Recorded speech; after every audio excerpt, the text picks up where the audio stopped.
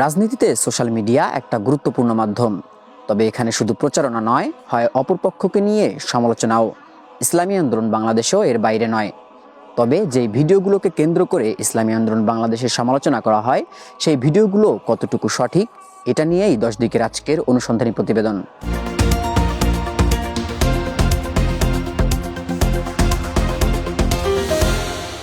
একটা ভিডিওতে দেখা যায় ইসলামী আন্দোলন বাংলাদেশের আমির বলছেন, আমি শেখ হাসিনার কপালে নামাজের দাগ দেখেছি। প্রধানমন্ত্রী শেখ হাসিনার কপালে নামাজের দাগ দেখা যায়। আমি প্রশ্ন করলাম যে আপনার কপালে তো নামাজের দাগ দেখছি। হুজুর, আমি 7 বছর বয়স থেকে আমি নামাজ পড়ি। কিভাবে? বলে, হুজুর, আমি যদি নামাজ না পড়তাম আমার মা আমার জন্য ঘরে ভাত পাক করতো না। আমার মাকে আমাকে নামাজি বানাবার জন্য চেষ্টা করেছিল। সেই থেকেও যে আমি নামাজ পড়ি, নামাজ ছাড়ি না। তবে সম্পূর্ণ ভিডিওতে দেখা যায় এক ভিন্ন চিত্র। ফ্যাসিস্ট আওয়ামী লীগ সরকার যখন পাতানো নির্বাচন তৈরি করেছিল, তখন প্রধানমন্ত্রী শেখ হাসিনার পক্ষ থেকে আমাদের কাছে পাঠানো হয়েছিল নির্বাচনে নেয়ার ব্যাপারে। সেখানে প্রধানমন্ত্রীর পক্ষ থেকে যখন আমাকে নিয়ে বসবে, তখন আমি শর্ত লাগিয়েছিলাম যে তাদের নির্ধারিত প্রস্তাবিত জায়গায় আমি বসবো না, আমরা যেখানে বলবো সেখানে তাদের বসতে হবে। আমাদের প্রস্তাব মেনে তারা বসছিল। বসার পরে আমি দেখতেছিলাম যে তার কপালে নামাজের দাগ দেখা যায়। আমি প্রশ্ন করলাম যে আপনার কপালে তো নামাজের দাগ দেখছি, তাহলে তো মনে হয় আপনি নামাজ পড়ে। তখন সে বলতেছিল, হুজুর, আমি 7 বছর বয়স থেকে আমি নামাজ পড়ি। কিভাবে?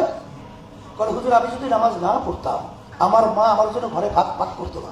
শেখ হাসিনার পক্ষ থেকে এক প্রতিনিধি যখন তাকে আসন অফার করতে আসে, তখন সেই প্রতিনিধিকে বলা কথাগুলোই শেখ হাসিনার উপর কাটিং করে লাগানো হয়।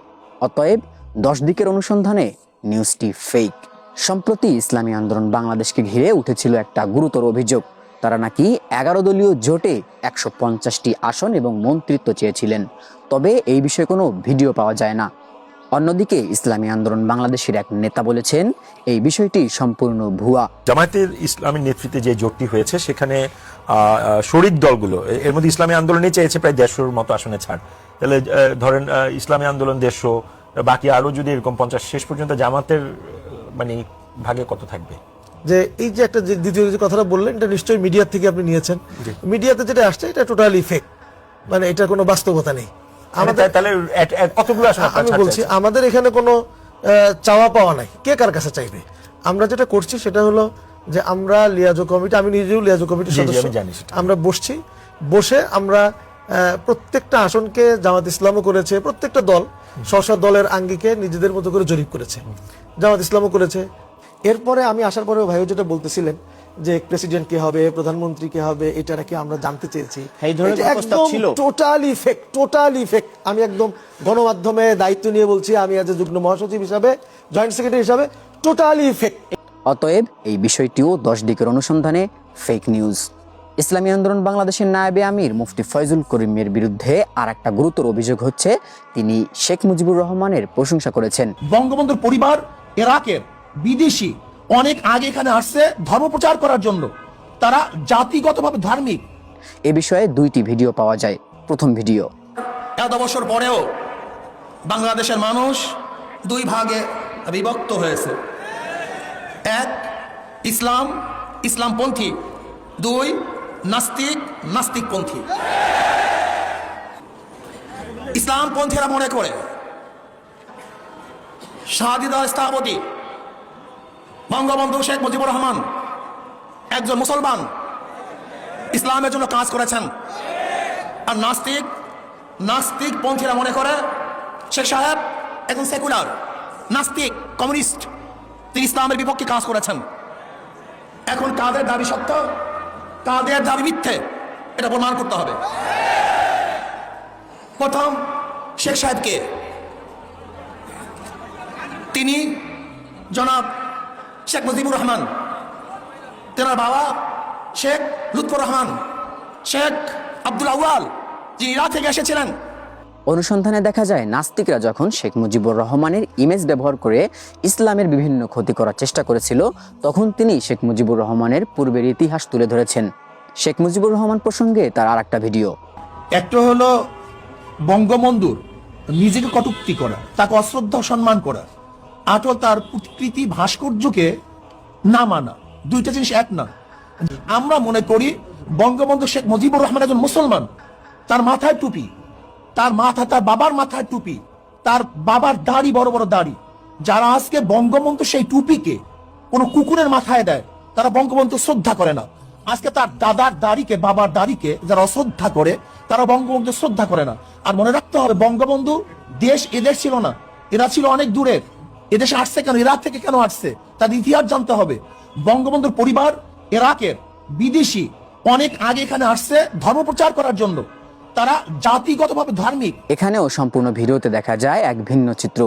মূর্তি বিরোধী আন্দোলনের সময় শেখ মুজিবুর রহমানের মূর্তি স্থাপন করা কেন উচিত না, এটা বোঝানোর জন্য তিনি তার পূর্বের ব্যাকগ্রাউন্ডটা তুলে ধরেছেন।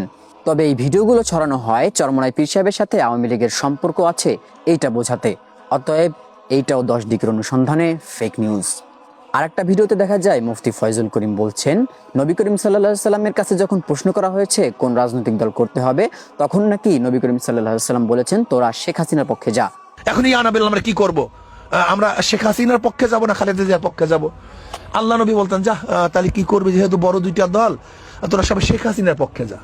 সম্পূর্ণ ভিডিওতে দেখা যায় এটা একটা প্রশ্নবোধক বাক্য ছিল, যে বাক্যের পরে উপস্থিত জনতা না বলে উত্তর দিয়েছে। ধরে নেন জনাব মুহাম্মদ সাল্লাল্লাহু আলাইহি ওয়াসাল্লাম মদিনাতে আছে, ধরে নেন আল্লাহ ফারজান আমাদের বাংলাদেশের একটা ওয়াফদ, একটা প্রতিনিধি দল মদিনায় গেছে, গিয়ে আল্লাহ নবীর কাছে বলতেছে, ইয়া নবী আল্লাহ সাল্লাল্লাহু আলাইহি ওয়াসাল্লাম, আমাদের বাংলাদেশের পরিস্থিতি এই, বাংলাদেশের অবস্থা এই, দুইটা দলের মধ্যে দুইজন নেত্রী, এবং কেউ সেকুলার, কেউ ডেমোক্রেসি, এর বাহিরে ক্ষমতা আসাও খুব কঠিন এবং জটিল। এখন আমাদের মধ্যে কিছু ইসলামিক দল আছে যারা তো ইসলাম নিয়ে ভাবে, আপনার কথা বলে, আপনার আদর্শের বাণী শোনায় সবাইকে, লেকিন এখনো ক্ষমতায় যাওয়ার উপযুক্ত হয় নাই। কিন্তু যারা সেকুলার আছে তারা তো ক্ষমতায় যাওয়ার উপযুক্ত, এবং যারা আমেরিকান পন্থী আছে ডেমোক্রেসি, তারাও ক্ষমতা যাওয়ার উপযুক্ত, লেকিন দুজনের নেত্রী হলো মহিলা। ইয়া নবী আল্লাহ, এখন আমরা কি করব? শেখ হাসিনার পক্ষে যাব না খালেদা জিয়ার পক্ষে যাব? প্রশ্ন কার কাছে করছেন? ওলামায়ে কেরাম খুব ভালো মতো বুঝবেন। আল্লাহ নবী বলতেন, যা তাহলে কি করবে, যেহেতু বড় দুইটা দল, তোরা সবাই শেখ হাসিনার পক্ষে যা। কি কথা ঠিক আছে না? কথা বলেন না, করবে, কথা বলতে হবে না। ঠিক আছে, শেখ হাসিনা বাদ দে, তাহলে তোরা সবাই খালেদা জিয়ার পক্ষে যা। হ্যাঁ, কারণটা কি? এই না বললেন কেন? বিবেককে ধোকা দেয়া যায় না, বিবেককে ধোকা দেয়া যায় না। যদি আল্লাহ নবী আজকে দুনিয়াতে থাকতেন, আর যদি আমাদের অবস্থান দেখতেন, ইসলামকে বাদ দিয়ে, আমার আদর্শকে বাদ দিয়ে, আমার নীতি এবং আমার চরিত্রকে বাদ দিয়ে আজকে ক্ষমতার জন্য এইদিকে যায়, ওই দিকে যায়, সেই দিকে যায়, তাহলে আমার নবী হয়তোবা কি বলতেন, এই সমস্ত মুনাফেক এবং আমার দুশমনদেরকে বাদ দিয়ে যারা কলেমার ঝান্ডা উড্ডয়ন করে, তারা যদি একাও থাকে ইব্রাহিমের মতো, তাদের দলে থাক, তাদের কাছে থাক, অন্যদিকে যাওয়া যাবে না। অতএব যেহেতু এই কথার উদ্দেশ্য হলো, নবী করিম সাল্লাল্লাহু আলাইহি সাল্লামের কাছে যখন আমরা প্রশ্ন করব যে আমরা শেখ হাসিনার পক্ষে নাকি খালেদা জিয়ার পক্ষে যাব, তখন কখনোই তিনি শেখ হাসিনা বা খালেদা জিয়ার পক্ষে যাইতে বলতেন না। সেহেতু 10 দিকের অনুসন্ধানে এটাও ফেক নিউজ। রাজনৈতিক স্থিতিশীলতার জন্য সমালোচনা একটা গুরুত্বপূর্ণ বিষয়, তবে এই সমালোচনা মিথ্যা দিয়ে না হোক, এটাই কামনা করি। মোহাম্মদ রনি বিশ্বাস, 10 দিক।